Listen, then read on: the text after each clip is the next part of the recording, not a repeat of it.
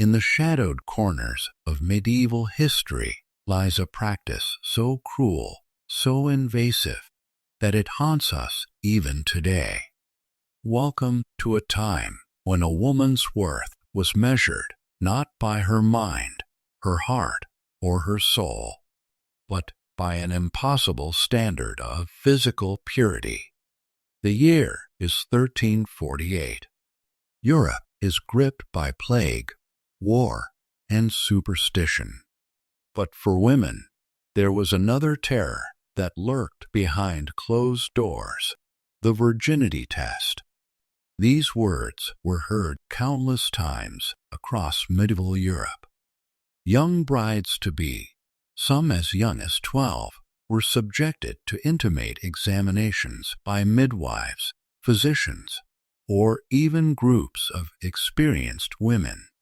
The methods were varied, and all of them were based on complete medical ignorance. Some believed they could determine virginity by examining a woman's walk, her voice, or even the clarity of her urine. The most invasive method was the physical examination, a procedure that violated every sense of dignity and privacy. Women were forced to submit to inspections of their most intimate areas by strangers, all in the name of proving their virtue. But why? Why did medieval society become so obsessed with controlling women's bodies? The answer lies in the intersection of religion, politics, and economics. The Church taught that women were naturally sinful descendants of Eve who had brought about humanity's fall. A woman's virginity became seen as proof that she had resisted her natural tendency toward sin. For the nobility, virginity tests were about more than morality. They were about legitimate heirs, inheritance rights, and political alliances. A princess who failed such a test could cause wars or destroy treaties. The psychological trauma of these examinations was immense. Young women faced not only the physical violation, but the knowledge that their entire future, their marriage, their family's honor, their very survival hung in the balance. Some physicians of the era began to question the medical validity of these tests. They observed that the physical signs they looked for could be affected by many factors: physical activity, illness, or simply natural variation. Women developed underground networks of support. They shared knowledge about how to appear intact during examinations, sometimes using animal blood or other substances to create the expected signs.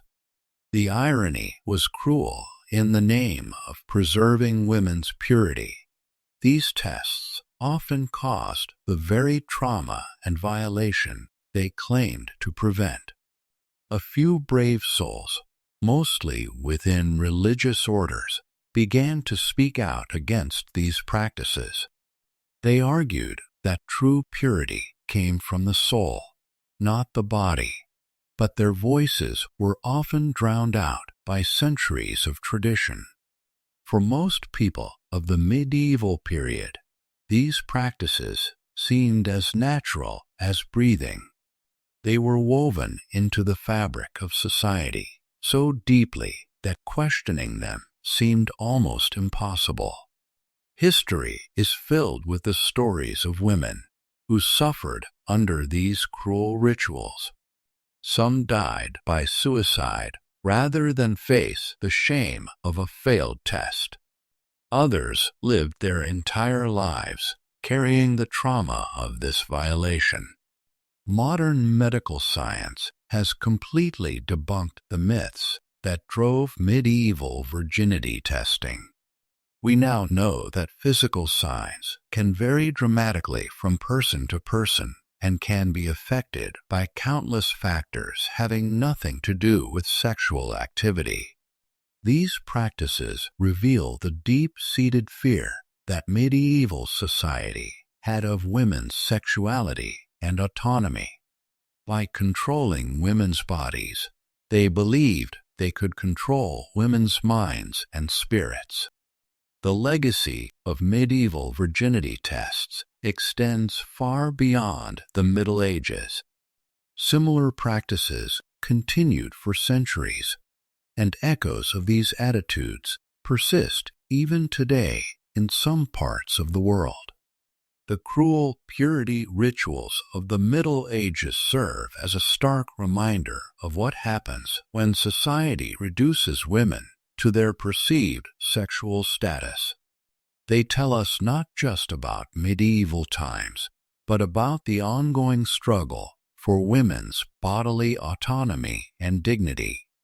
The children of these unions were raised in Aztec culture, but maintained connections to their mother's peoples, serving as cultural bridges that helped maintain imperial control over diverse populations. The Byzantine Empire perfected the art of diplomatic marriage, using sexual relationships to prevent wars and create international alliances. Byzantine princesses were essentially human treaties sent to foreign courts to seal agreements and prevent conflicts through intimate family ties.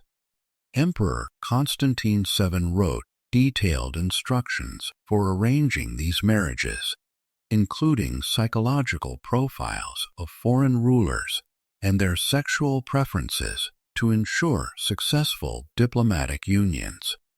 The system was so effective that it allowed the Byzantine Empire to survive for over 1,000 years, often avoiding military conflicts through carefully arranged marriages.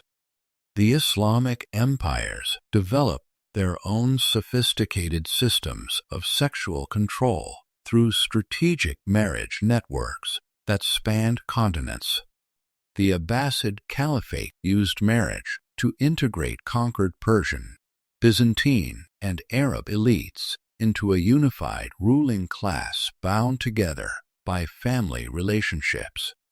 Caliph Harun al-Rashid arranged marriages between Arab military commanders and daughters of conquered Persian noble families, creating loyalty networks that prevented regional rebellions. The system worked so well that it created a cosmopolitan elite culture that transcended ethnic and regional boundaries while maintaining loyalty to the caliphate. But how exactly did these systems work? Modern psychology reveals the mechanisms that made sexual control so effective for ancient empires. By controlling intimate relationships, empires exploited fundamental human needs for belonging, security, and social status. People whose marriages required imperial approval became psychologically dependent on the system. The children of these controlled relationships grew up seeing imperial authority as natural and legitimate, creating self-perpetuating systems of loyalty that lasted for generations. These systems required sophisticated enforcement mechanisms that reached into the most private aspects of human life. Roman law included detailed penalties for unauthorized marriages. Chinese imperial records show systematic monitoring of noble families' sexual relationships. Persian documents reveal networks of informants who reported on marriage arrangements. The Babylonian Empire maintained registries of approved marriages and legitimate children that determined everything from inheritance rights to military service obligations. These bureaucratic systems turned sexuality into a matter of state security, with violations treated as treason against imperial authority. The human cost of these systems was enormous. Across ancient empires, millions of people were denied the basic human right to choose their own intimate relationships. Women bore the greatest burden, often treated as political commodities rather than human beings with their own desires and ambitions. But men also suffered under these systems. Elite males found their marriage choices constrained by political necessity, while common men faced laws that made marriage economically impossible without imperial approval. The psychological trauma of these systems rippled through generations, creating cultures where intimate relationships were always secondary to political considerations. As we survey the ruins of these ancient empires, their monuments to power crumbling into dust, we might think their systems of sexual control died with them. But the legacy lives on. Modern nations still use marriage law to define citizenship, control immigration, and manage social relationships. The tools may have evolved, but the fundamental insight remains. Controlling sexuality means controlling society. The ancient empires discovered that the most effective chains aren't made of iron. They're made of desire itself. When you control who people can love, you control who they are. Perhaps most chilling is how willing people were to accept these systems. The promise of social status, economic security, and imperial protection made sexual submission seem like a reasonable trade. The ancient empires taught us that freedom isn't just about political rights or economic opportunity. It's about the fundamental human right to choose your own intimate relationships without state interference. In the end, the greatest victory of ancient sexual control wasn't military conquest or territorial expansion. It was convincing people that their most intimate choices should serve someone else's ambitions. The empires are gone, but their lesson remains.